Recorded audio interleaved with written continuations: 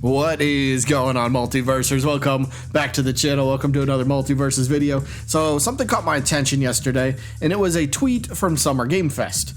And in this tweet, there was we'll call it a hype video. It's like a promo video, I guess.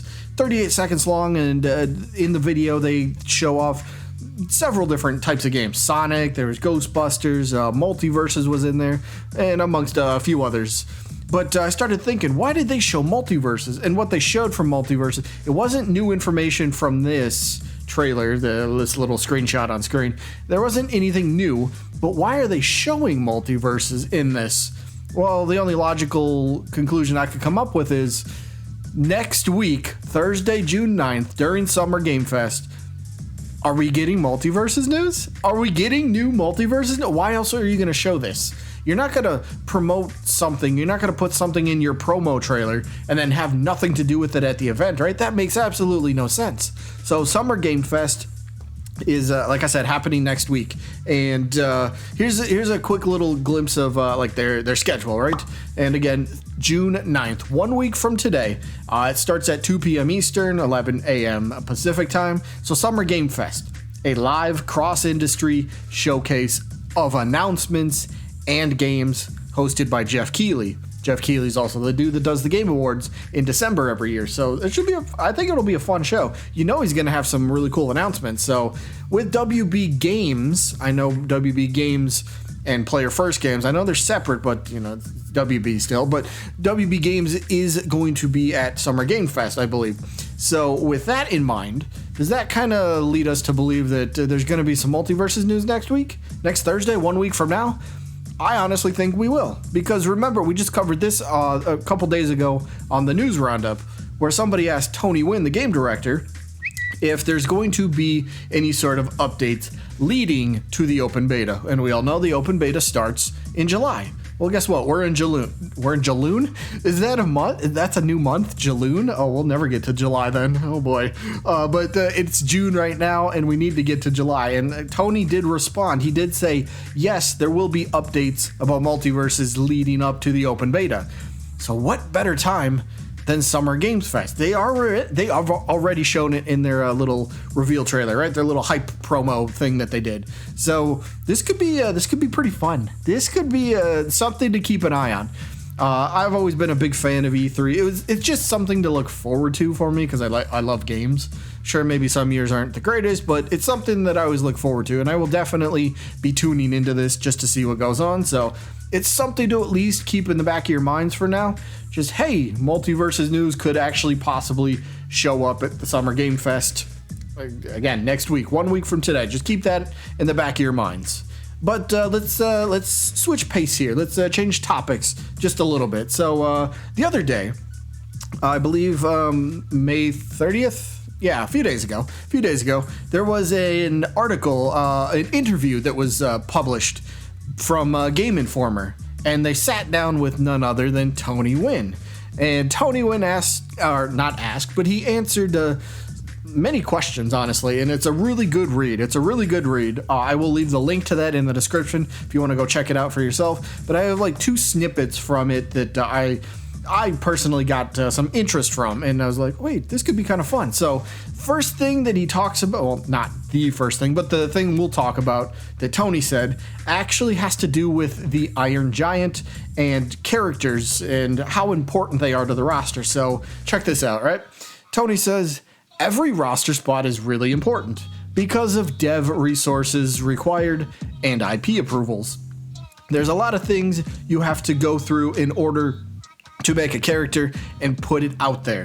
Every character we add, there has to be an opportunity to make that make sure that from a development side, we're able to make a character that plays, this is important here, we're able to make a character that plays the way you think it should play, but also pushes some envelope in the game as well.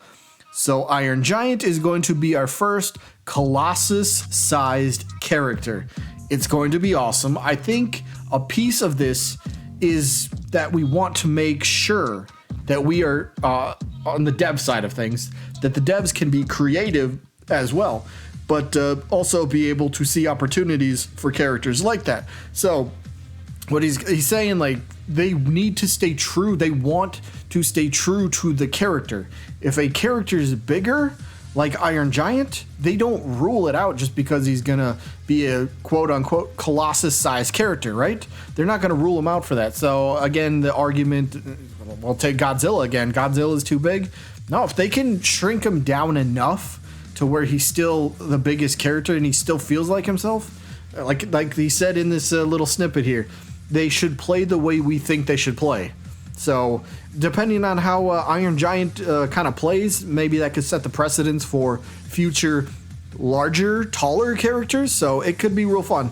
Again, I think that their approach to these characters and how they're creating them is absolutely phenomenal. They are literally showing as much love and respect for these characters that they're literally borrowing. Like, Player First Games doesn't own any. Well, I guess they kind of technically own Rain Dog, because didn't they create them for that? Player First Games, they own Rain Dog, right? Pretty sure. But they're borrowing like every other character, but they're showing so much love and respect from them. They're literally trying to make a one-for-one copy, right? Here's how you expect them to play, so that's how they're going to play in Multiverses. So this is a really cool thing to see, and I can't wait to see what other characters that they bring in and kind of show off. But yes, Iron Giant's going to be a Colossus-sized character, so, you know, character sizes, maybe it's not a big of a hurdle as some people think it is. One final thing that I want to talk about from this interview was Tony got asked about a story mode. Yeah, that's right, he got asked about a story mode, and he gave a response. Don't get your hopes up. He didn't like confirm it, but what he says is kind of, I guess we could say, optimistic, right? So here's I'll leave it up on screen. You guys can read it all if you want, but I'll just kind of read the last little portion of this. So he gets asked about story mode, and he says, "We need to focus on specific things, and then we move on to the next thing. But I absolutely understand that players really want some sort of story mode. And I think our game is really ripe for a lot of stuff that could happen there. And it's just a matter of getting Multiverses out to players and doing the work. I would love it." So Tony's absolutely on board. He knows the players would love a story mode. Maybe there is hints on the official website in the character bios about the Nothing from the Never-Ending Story, and that could be like the overarching villain for the game. So there's kind of clues and hints, and then the trophy's edge stage and all that stuff. There's definitely clues there that seem to be pointing at some sort of story mode. So here's my take on it. Once the game launches, I don't think there will be a story mode. There will not be story mode when the game launches. And I don't mean open beta, but I mean like official launch. But I can definitely see them having put work into a story mode already.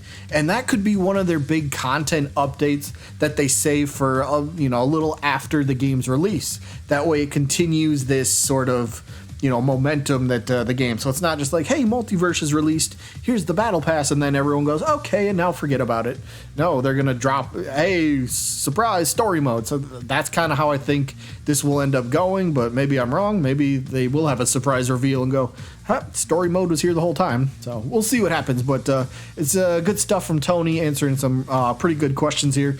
Again, link to this interview in the description, but that is going to be it for this one. Hope you guys enjoyed as always, and I guess I'll see you when I'm looking at you.